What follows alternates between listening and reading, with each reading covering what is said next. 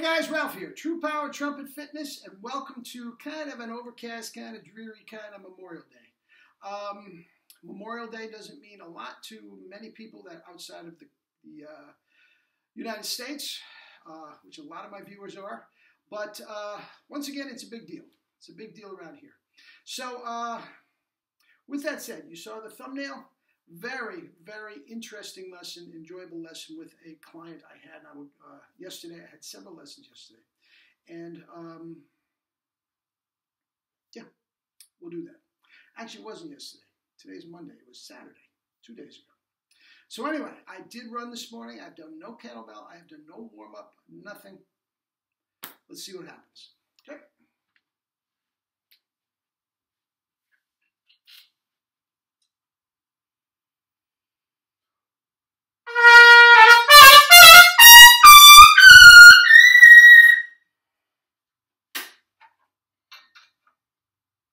One SS.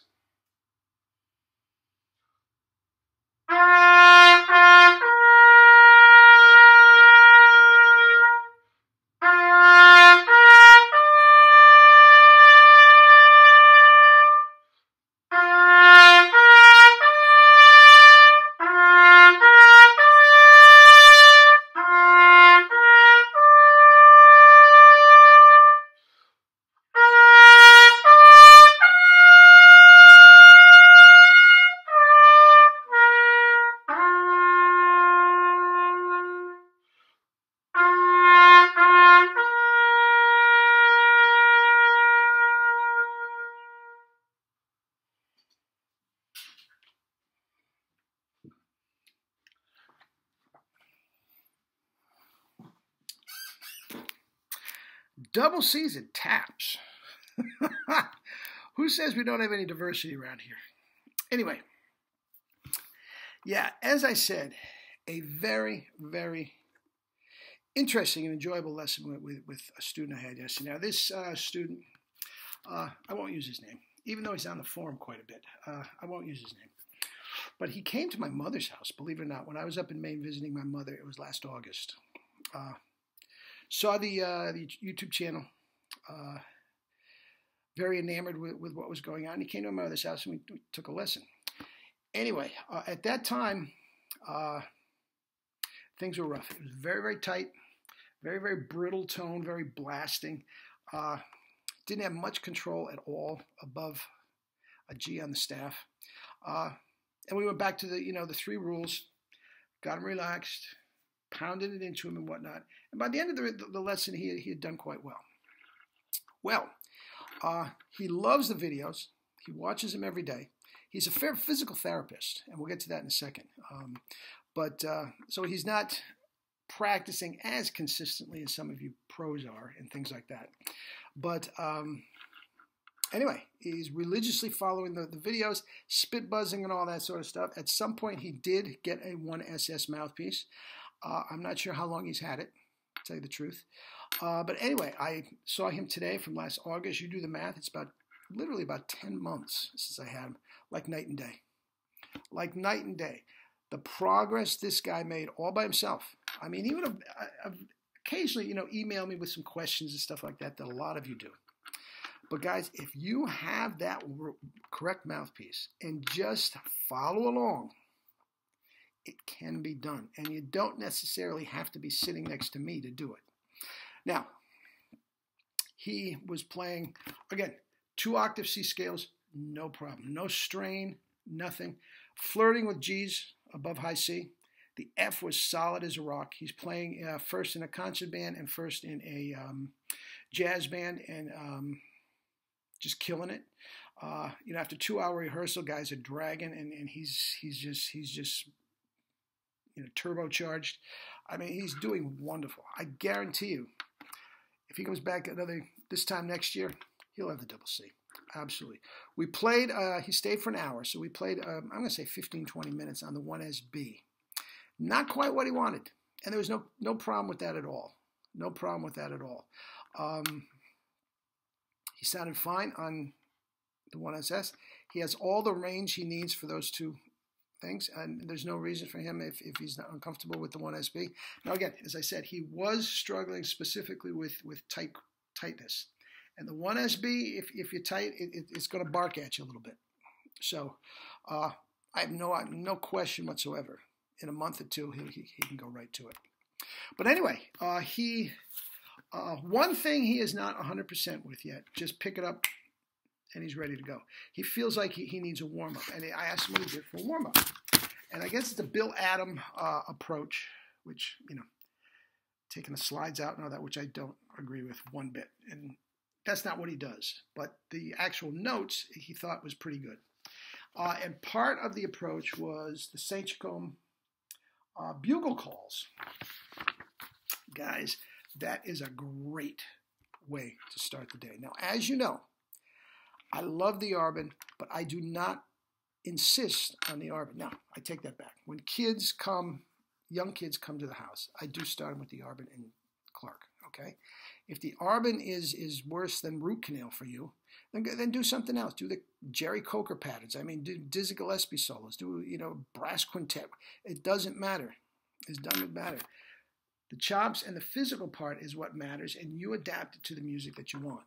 And he loves these to set him up. And I have to say that they look terrific. Now, the one thing that I like about them is, especially with people that are new to the system, they can adapt it to any music they want, but I like them to stay away from slurring for a while. Now, I've said this a lot, but slurring can mask a multitude of sins. It really can, okay? You can sound great slurring all over the place, and then all of a sudden I ask you to bum, ba-da-dum, bum, bum. It's not right. On the other hand, if your tonguing is right, the slurring's easy. The slurring will just, no problem. Okay? So stay away from the slurs. And needless to say, bugle calls, there's no slurring. And it's wonderful. And I told him this story that I'm telling you. It reminded me of a lesson I took with Mel Broyles. Now, yeah, everybody that is subscribed here and has taken a lesson with Mel Broyles, please chime in with down below on the forum. But he spent 4 years at West Point in the West Point Band, along with Frank Catarabic. Can you imagine that trumpet section? Oh, madon. Anyway, he would, back in the day before we could, digitally get music out and everything, he meticulously, with calligraphy that was beautiful, would write out so much stuff, just mountains of stuff, and Xerox it and give it to all the students. And one of the things he wrote out was all the bugle calls straight from the military. I think there was 50 of them altogether. And I'll tell you what, we had a lesson on bugle calls. We all did. And when he would play them, guys, oh my God, just gorgeous. The center of tone, the beauty of tone, the articulation was just as clean as the intonation. Just these handful of notes sounded like a concerto. Sounded like a concerto. I mean, it was just beautiful stuff, okay? And all you guys that had that lesson with Mel go, oh, man, no, he's right. Anyway, one of the calls that he put in there was taps. Now, I'm not sure if that's technically a call. If somebody wants to email me. But anyway, he put it in there. And he used to say, and think about it, taps is the hardest solo in the book. Hardest solo anywhere. Now think about it. He made a very good point. Number one, it's just a handful of notes. You clam one, that's what they remember. Number two, everybody knows it. Everybody knows what tap sounds like. Everybody. Can everybody, whistle or hum the Brandenburg? No. Haydn? No, not everybody. Everybody knows what taps is. Okay? So again, you slam a note, you miss something, everybody knows it. I'm going to say 95% of the time you're outside, which has a whole different acoustical thing, weather, cold, hot, whatever the case may be, that can be part of it. It's not controlled. And he made a very good point. You don't have a cadenza at the end, to make up and save yourself if you screwed something up at the beginning, to dazzle them with techniques. And it's just a handful of notes, and baby, you got to have them, or it's not a good performance. And I'll tell you what, do yourself a favor and go on the internet and check out some of those guys down in Washington, you know, the President's Own at Arlington Cemetery and all that do this for a living. It's beautiful. It's absolutely beautiful. Now, a couple notes for you if you are playing taps today or whatever. First of all, if it's outside, get there a few minutes early and play a few notes, because the acoustics is going to be different from sitting in your, and the first couple notes can absolutely be startling if it's not what you hear in your mind. So get there and just honk a few notes. It doesn't have to be a big deal. If it's a funeral or something, it starts at 12. Get there at 11:30. Nobody will be there yet.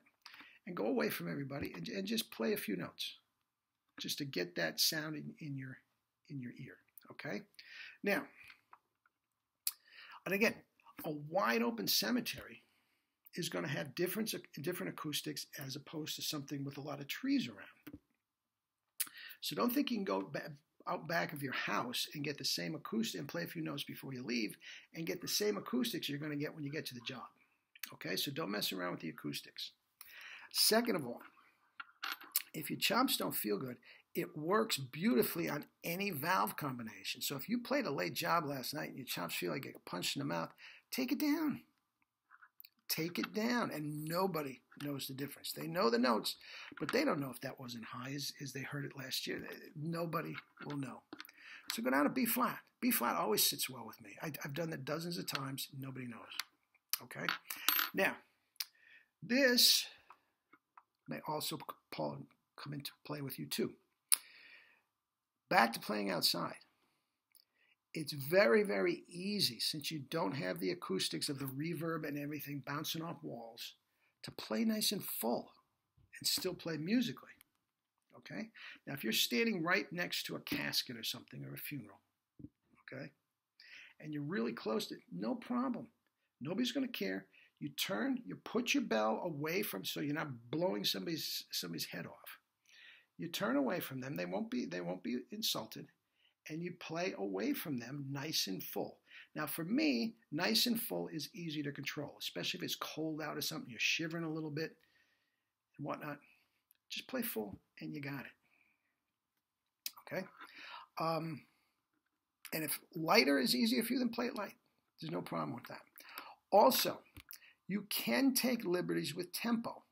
A lot of times, they keep it strict. Bum, ba, bum. Bum, bum, bum. And if you want to do that, fine.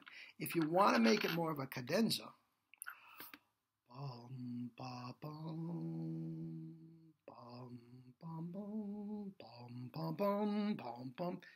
It adds some, you can do that too. Again, nobody cares. They do know the notes. Nobody's going to say, oh man, what was he doing with the tempo? Nobody's going to do that. Okay? And band directors, if you have to do it and little Johnny can't play a decent G above the staff, have him do it first and third.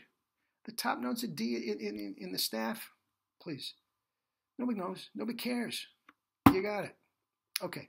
This is getting a little long-winded.